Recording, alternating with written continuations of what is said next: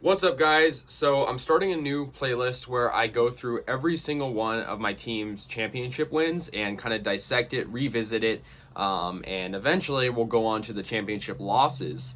But we're starting with the wins, and we're starting with the A's first. And we're going to have to go all the way back to 1910 for the Philadelphia A's. They defeat the Chicago Cubs 4-1 in the World Series to become the 1910 World Series champions. This was a really good World Series because you have the Chicago Cubs, who at the time were almost like a dynasty. They, obviously won back-to-back titles. They could have won their third. They were a really good team back then, really good pitching, and they were equally as good as the A's in that season. Jack Coombs of Philadelphia won 3 games in this series, so he was really good in this one. The A's wore hats similar to this one, so I'm representing that era with that hat. But yeah, this was a good World Series for sure for the A's. Their first one ever. They won 102 games that season. There were only, for some reason, not all teams played the same amount of games. So the Cubbies played 154. They were 104-50, and the A's were 102-48. So equally as good. In game 1, the A's won pretty soundly. 4-1 final score. They had 7 hits. They really shut Chicago down with the pitching. The pitching in this series was really good for both teams, but for Philadelphia mostly. And their hitting was really good. They were led by Home Run Baker, as he was called. He had a 750 batting average in this game, and really good in this World Series. Pitching wise, the A's had Charles Bender, who actually pitched a complete game, only allowing 3 hits, 1 run, no earned runs. He only had 2 walks. He had a really good game. I mean, this is like a forgotten really good outing for him. The Cubs only used 2 pitchers. It just goes to show how different it is now. Like nowadays, you'll have 5 pitchers in a game now, and then it's like 2. This game was at Shibe Park, and the A's got the 4-1 victory. Now, game 2 was a little bit different. The A's won 9-3, so a lot more hitting and a lot of errors in this game. A's had 4 errors. Chicago had 3.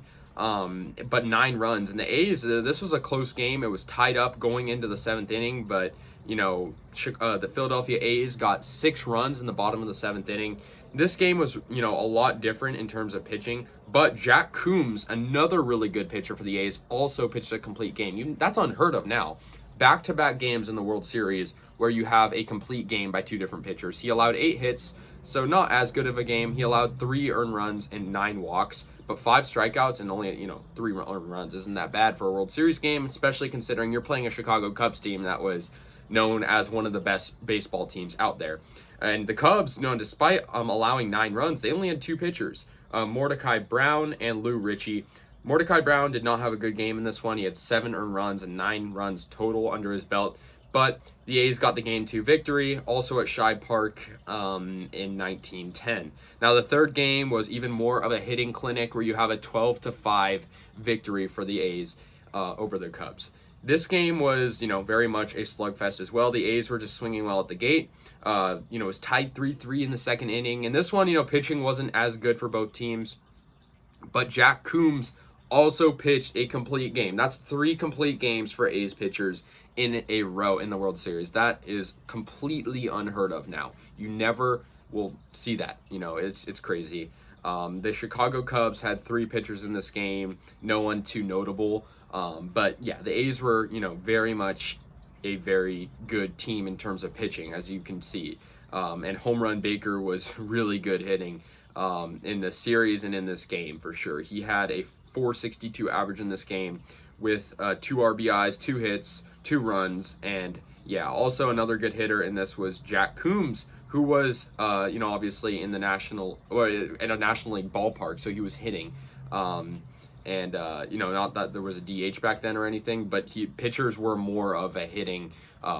They're relying on their hitting as well. So he was a good hitter. He had 3 hits in this game, but the A's had a total of 16 hits to take a commanding 3-0 lead in their first World Series, which would be their first World Series victory. Now, in Game 4, the A's did lose 4-3 in extra innings, in 10 innings.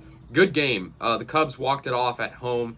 It was at the West Side grounds, obviously, before Wrigley Field came into existence. In this one, it was a pretty good game because it was close, 4-3 final.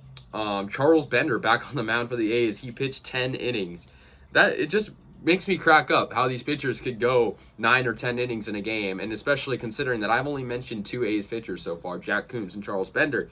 He did get the loss, but he pitched 9.2 innings, which was all there was because the Cubs walked it off. Mordecai Brown and King Cole were on for the Cubs. In this one, the Cubs had a really good game from Frank Chance at first base. He had 2 RBIs, and another one from Frank Schultz, the right fielder. For the A's, the hitting wasn't as good, although they did have more hits than the Cubs with 11. Cubs had 10 hits. Home Run Baker, 3-hit game for him. Danny Murphy with 2, but, no one too notable. But yeah, Home Run Baker, he was living up to that name. He was a really good hitter, and I don't think people realize that because, this is 111, almost 112 years ago. It's crazy that I'm talking about this. But the A's would clinch the World Series, their first World Series victory in Game 5 with a 7-2 victory at the West Side Grounds in Chicago with a 7-2 victory. This game was really good because it was close into the end of it. Cubs put up a fight. It was 2-1 most of the way, but the A's had a commanding 5-run 8th inning with a really strong performance from Jack Coombs, who of course pitched a complete game. I don't know how they did it, but he did it. Mordecai Brown once again on the mound. He also pitched a complete game. I guess bullpens weren't too reliant back then. In this game, the hitting was pretty good for the A's as well. They had 9 hits, so did the Cubs. Harry Davis had a good game, and the A's, Danny Murphy, who was also really good in this series, had a good game. All-out really good performance from them. I mean, no one is alive to see this, but it's just cool talking about these really crazy World Series where you have pitchers go for 10 innings, back-to-back nights. So yeah, the A's would win their first World Series in Game 5, 7-2, clinching it in 5 games.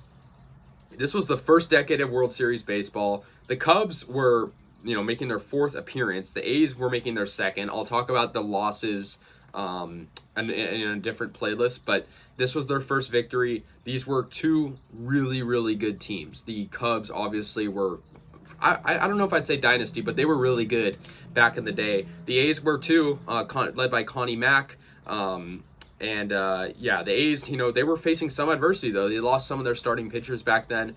But Jack Coombs and Charles Bender were they called him Chief Bender. He was just an absolute tank. And Frank Baker was a really good hitter. I'd say, if they did choose MVP, I'd probably give it to one of those pitchers, but they also had really good hitting. So, yeah, that's 1910. 1911, their next World Series will come shortly. Let me know your guys' thoughts on this 112-year-old World Series that I'm dissecting. And, I'll see you guys later. Go A's. Go Philadelphia A's.